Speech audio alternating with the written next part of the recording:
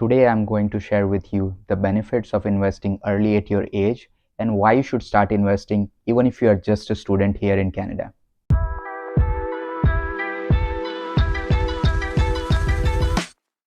Hi, it's Raj from Investing for Immigrants, and I'm here to help all my immigrant friends to make better life choices when it comes to investing here in Canada. Now, if you are an immigrant and you want to keep yourself updated with all the rules when it comes to immigration, or whether you want more investing tips and tricks, please subscribe to my channel. Now let's talk about elephant in the room. Are you planning to stay here in Canada for longer term? You know why I'm asking this? Because it is very important and crucial for you to know whether you are planning to settle in Canada for longer term or not. So if you don't know about this, please start thinking about it as soon as possible. If you are still confused that you are going to stay in Canada for longer term or not, start thinking about it, talk to your family, talk to your friends, and even comment down here so maybe I can help you with it. If you are not planning to settle down in Canada and you are just here for temporary visit or studies in Canada, then please, I would highly recommend not to invest in Canada and rather invest in a country where you are planning to stay for longer term. Now, if you have decided that you are going to stay in Canada for longer term, it is very essential for you to create an investing plan because that will help you to live peacefully as well as be confident in your life when it comes to investing. Now that brings us to our next question. Did you borrow money to come here in Canada for studies? If yes, what's the interest rate of your student loan? Now you might be thinking, Raj, I just borrowed money from my parents or my relatives. Now do you know the terms and conditions attached with that loan? Do you know that do you have to repay that loan or not? Please make sure to bring it up when the next time discussion comes in your family with your relatives or with your family who has provided you with the loan, so that you are sure on your investment goals when it comes to repaying that loan in future. Why do you need to discuss this with your family? Because that will keep you from not being financially independent for very long term. Now, if you have borrowed money from a bank from your home country, you know that you must have to repay that loan, and you would also probably know the interest rate of that loan. That's going to help us to answer our next question, which is, should you start investing right now or should you wait till you get a full-time job and graduate? I'm sure that you won't be just sitting around and chilling and would rather have a part-time job to cover your basic expenses here in Canada. Did you realize that when the money starts flowing in, you actually start making bad decisions and start spending it on probably the things which you might not need, or you might have a cheaper alternative available for the same thing?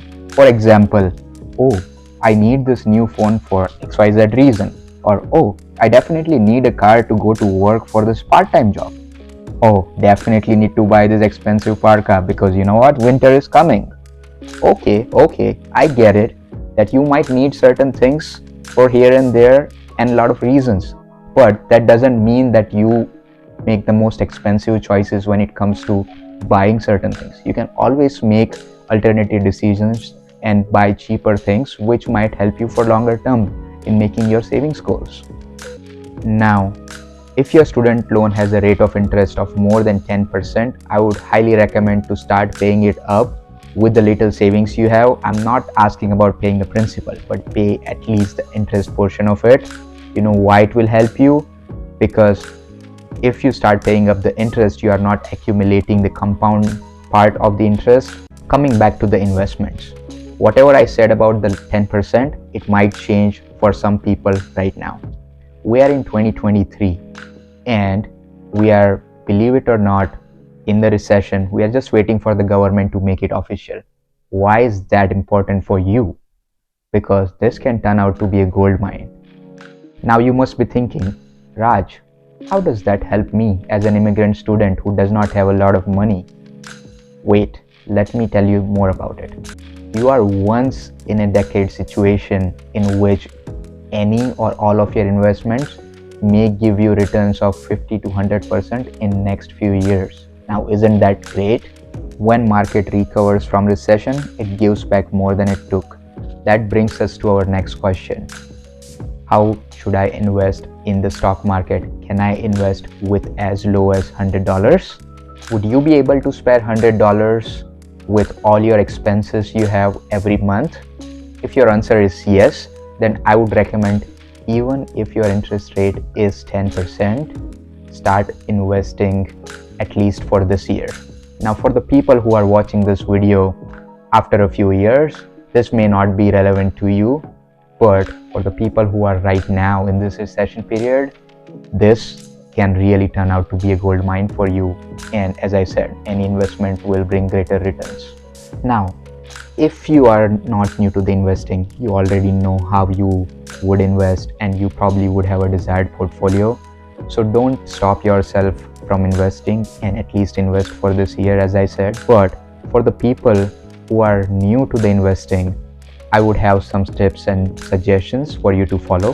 Rule number 1: never invest in individual stock as a beginner investor, because no matter how much you think the company is cool, you might end up losing a lot of it.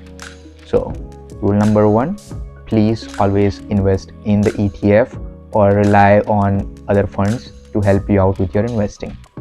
Because technically, by investing in individual stocks, you are gambling and not investing. To know more about the difference between gambling and investing when it comes to stock market, refer to the video I have linked in the description for you. Now that you are ready to make that minimal investments every month, the next question is, which account should you use to start making that investment? For the people who don't know about various saving accounts available here in Canada, like TFSA or RRSP or ESPs, please refer to the video I have mentioned in the description so that you can learn more about all these accounts and how you can utilize them better here in Canada. And for the people who already know about these accounts, I would highly recommend to go with TFSA account. Why TFSA? Because your income right now is not taxed, and when you are a student, this can technically give you everything back at the time of filing your taxes, or by even filling out a CRA form, through which your employer never deducts the taxes on your income. To know more about that form, please refer to the video in the description. Now you are ready with the plan, the strategy, as well as the amount you are going to invest. Isn't that a good day? But I have realized from my personal experience and experience of so many people here in Canada that you will not be able to stick to your plan if you were to invest the money every month on your own. As I explained earlier, you will have this artificial need of buying certain things or putting money somewhere else, which will technically stop you to invest the money in your investment accounts, even if it's just as little as $100. Trust me on this. Now you must be thinking, Raj, how do I stop my brain from doing this? 2 ways you can deal with this. First one is to make automatic bill payments from your bank account, which deducts the money from your bank account every single month and puts this into your investment account. Now, when the money is technically in the investment account, they are not going to take it back and rather would invest in the choice of your portfolio. Number 2 is to focus on robo-advisors. Robo-advisors are automatically deducting money every month from your account and will invest the money for you. The average commission of a robo-advisor ranges between 0.3 to probably 1%, but this will still be a good opportunity for you if you are a new investor and don't know where to invest your money. And it has been tested that robo-advisors might give you better returns than if you're trying to do it on your own. I hope you got a spark of motivation from this video. If you have any questions, please feel free to comment down here in the comment section. Please share your journey as a new immigrant in Canada with us through this comment section. And as I said, feel free to ask any questions if you have, and I'll be happy to answer them. And for now, peace.